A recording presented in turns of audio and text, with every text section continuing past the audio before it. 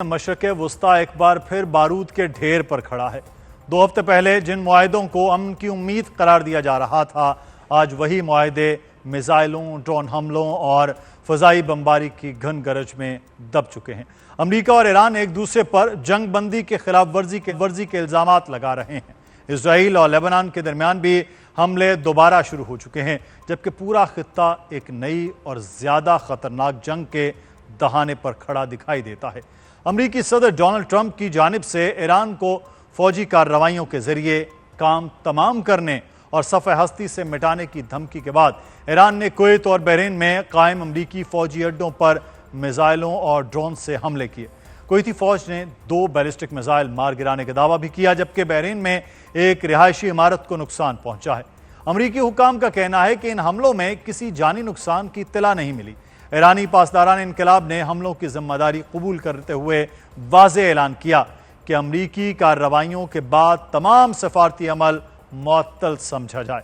ادھر امریکی central command نے بھی جواب دیتے ہوئے آبِ ہرمز میں ایک آئل ٹینکر پر ایرانی ڈرون حملے کے بعد جنوبی ایران میں فضائی نگرانی، مواصلاتی اور فضائی دفاعی نظام کو نشانہ بنایا۔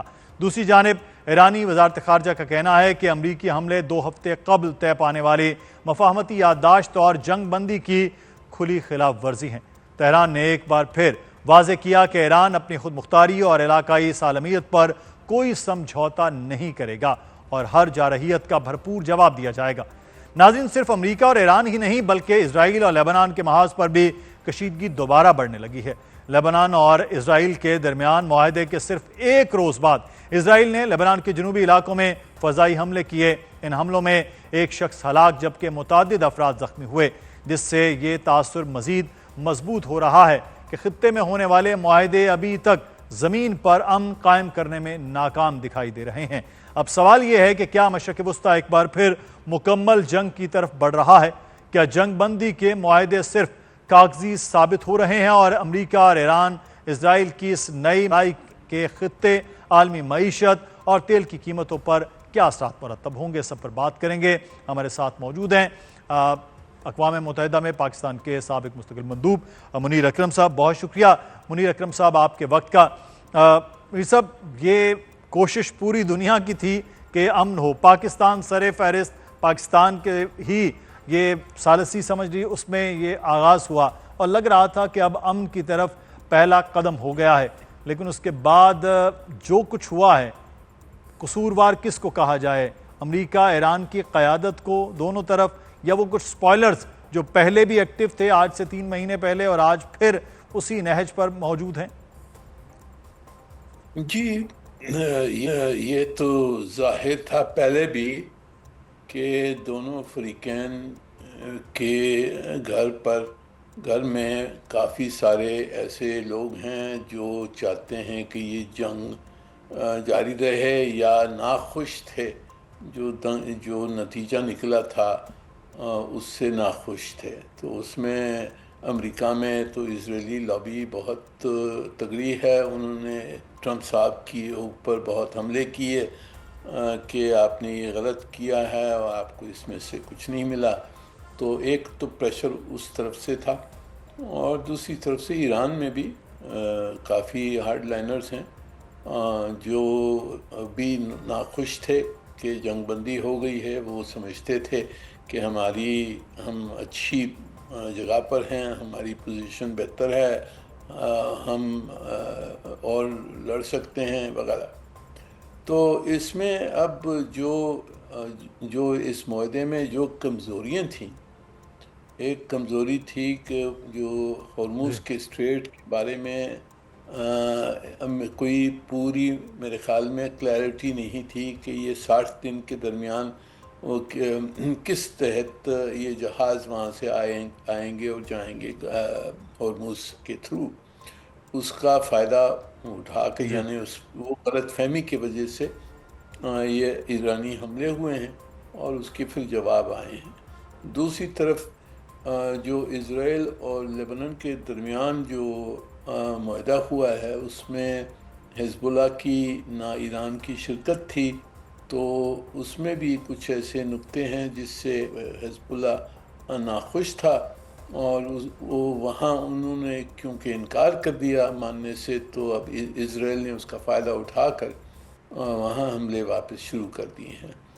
تو اب میری نظر میں یہ ضروری ہے کہ اس جو معاہدہ کیا ہوا ہے اس کو واپس امپلیمنٹیشن کے راستے پہ لے آیا جائے، اور اس میں پاکستان کو منیر اپنا اکرم صاحب، جنیوا مذاکرات کا پہلا ہی نقطہ جو ہے وہ یہ تھا کہ ہر محاذ پر جنگ بندی ہوگی۔ پہلے تو یہ معاملہ تھا کہ لیبنان اور اسرائیل کا مسئلہ ہے، یہاں تو دونوں فریق جو ہے وہ براہ راست اب حملوں کی صورت میں آ گئے، تو وہ جو 60 دن کا ایک ٹائم فریم ہے اس کے تو پہلے نکات میں ہی ابھی تک آگے نہیں بڑھ پائے، تو یہ چیزیں پھر آگے چلتی ہوئی نظر آ رہی ہیں۔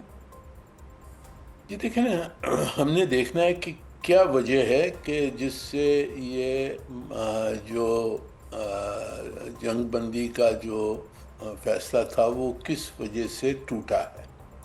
میری نظر میں ایک وجہ یہ ہے کہ ہرمز کی جو ٹریفک ہے اس کے اوپر پوری کلیئرٹی نہیں تھی کہ کس کنڈیشنز میں وہ جائیں گے۔ ایرانیوں نے کہا ہے صحیح، کہ جی ہم جو کنڈیشنز بتائیں گے اسی کے تحت جائیں گے، وہ لکھا ہوا تو نہیں ہے ایم او یو میں۔ تو اب اس کو کلیریفائی کرنا ہے کہ جی یہ غلط فہمی تھی یا ایران جو معاہدہ ہے اس سے باہر چڑھ کر یہ دعویٰ اس نے کیا ہے۔ دوسری طرف جو لیبنان میں وہاں بھی فیصلہ ہوا تھا کہ ایک ڈی کنفلکشن میکنزم بنایا گیا تھا لیبنان کے اوپر، اور اس کو چھوڑ کے ایک طرف لیبنان کی حکومت اور اسرائیل کے درمیان ایک فیصلہ ہو گیا جس میں حزب اللہ کی کوئی شرکت نہیں تھی، نہ ایران کی تھی۔ تو وہ بھی میرے خیال میں کچھ غلط فہمی ہے وہاں، کیونکہ وہاں تو یہی کہا گیا تھا کہ ڈی کنفلکشن میکنزم ہوگا لیبنان میں جس میں ایران کی شرکت ہوگی امریکہ کے ساتھ۔ تو اب اس کو میرے خیال میں وہاں بھی غلط فہمی تھی۔ یہ دونوں چیزیں جو ہیں ان کو کلیریفائی کرنے کی ضرورت ہے، اور واپس جو ہماری ثالثی کردار ہے اس کی ضرورت ہے اس وقت پارٹیز کو واپس لے آنا اپنے یہ معاہدے پر۔ منیر اکرم صاحب، اس سچویشن میں پاکستان جو ہے وہ ثالثی کے یہاں تک اس نہج پر لے آیا، اب دوبارہ سے یہ سلسلہ ہے، پاکستان کو اب کیا کرنا ہے دوبارہ سے؟ دونوں طرف جو انگیجمنٹ پہلے کر رہے تھے، اب اس سچویشن میں کیا کیا جائے؟ جی دیکھیں، جو جنیوا میں جو میکنزمز بنائے گئے تھے ان کو ہم نے واپس ایکٹیویٹ کرنا۔ جو پہلا میکنزم تھا امپلیمنٹیشن کا بھی ایک کمیٹی بنائی گئی ہے، تو اس امپلیمنٹیشن کمیٹی کو میرے خیال میں واپس اس کا اجلاس بلانا چاہیے، اور اس میں ہم نے دیکھنا کہ جی یہ وجوہات کیا ہیں جس وجہ سے یہ واپس جنگ شروع ہو گئی ہے، جس میں جیسے میں نے کہا میری نظر میں ہرمز کے اوپر کلیئرٹی کی ضرورت ہے، لیبنان کے اوپر کلیئرٹی کی ضرورت ہے، اور اس کے لیے میکنزم بنائے ہوئے ہیں، سوئٹزرلینڈ میں بنائے گئے تھے، تو ان کو ایکٹیویٹ کرنے کی ضرورت ہے۔ اور میرے خیال میں مجھے پورا یقین ہے کہ ہم کوشش کر رہے ہوں گے اس وقت کہ کس طرح سے اس کو ریوائیو کیا جائے اور مذاکرات واپس جاری کیے جائیں اس کے اوپر۔ صحیح۔ اچھا منیر اکرم صاحب، ایک چیز جو ایران نے خلیجی ممالک پر پھر حملے ہوئے، اور اس کے بعد کیونکہ کہا جا رہا ہے کہ امریکی تنصیبات پر یہ حملے ہیں، یہ پہلے ہی مڈل ایسٹ کی جو پکچر ہے پوری طرح سے وہ تبدیل ہوتی نظر آ رہی ہے، اور آفٹر دا وار وہ ہم دیکھیں گے کہ پورا ایک میکنزم ہی وہاں پر جو ہے وہ چینج ہو جائے گا، جو ورکنگ ریلیشنز ہیں وہ چینج ہو جائیں گے، ایک نئے بلاکس بنتے نظر آئیں گے۔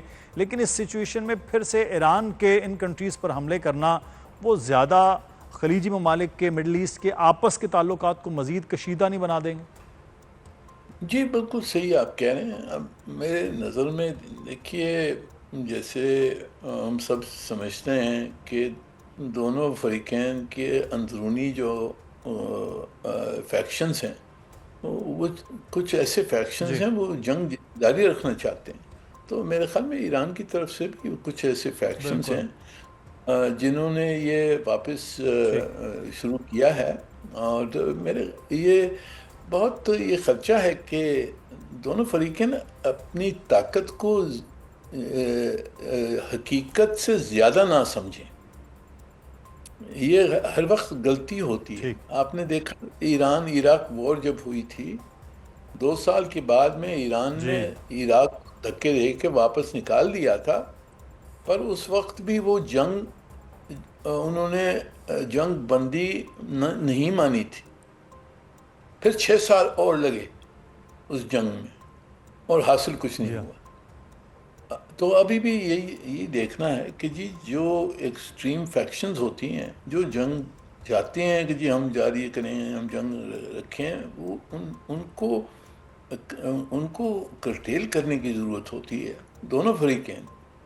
اور میرے خیال میں اس وقت یہی ثالثی کی ضرورت ہے کہ جی یہ کہا جائے کہ جی جو ریزنیبل سینسیبل لوگ ہیں ان کے تحت اس معاہدے کو اور پاکستان کی کوشش بھی ہے اور ان ممالک کی خاص طور پر ذمہ داری دونوں طرف یہ ہے کہ وہ سینسیبل لوگ جو اس وقت امن کی راہ پر چل رہے ہیں ان کو آگے رکھا جائے اور اس قسم کے ایکسٹریم فیکشنز ان کو روکا جائے کہ وہ سپوائلرز کا جو کردار کہیں نہ کہیں ادا کریں. بہت شکریہ منیر اکرم صاحب